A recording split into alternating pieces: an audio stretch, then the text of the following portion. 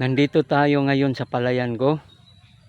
Kukuha tayo ng isang puno na natamaan ng naninilaw na dahon, at saka yung isang puno naman na kulay green. Tapos anuhin natin kung ano ang kaibahan sa kanilang gamot. Mga katatay, no, good morning. Nandito tayo ngayon sa palayan ko. Kukuha tayo ng sample.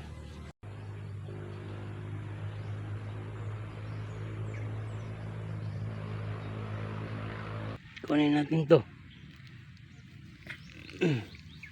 Tapos sugasan natin yung ugat. Ito kulay green yung dahon, Saka kukuha tayo ng dilaw na dahon. Ito.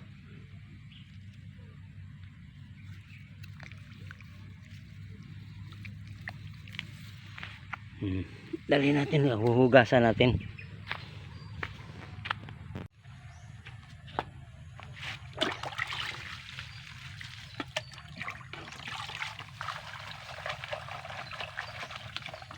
Tingnan natin ang kaibahan.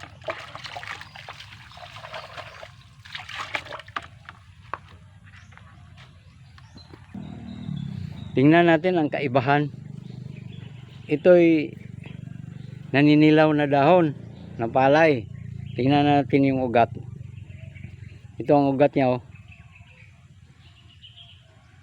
puti. Yung iba naman naninilaw din.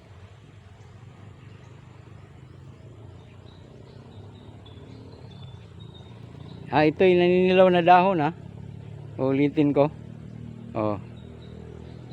Ito naman kulay berde o green. Ang dahon.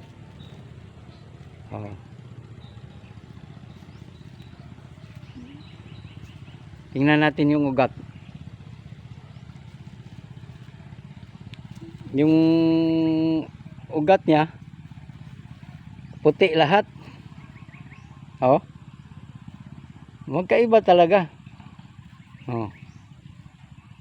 Ito natamaan ng bakterya. Ito ang maganda.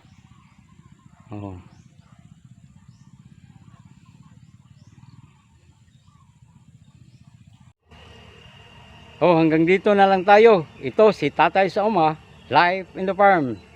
Matik.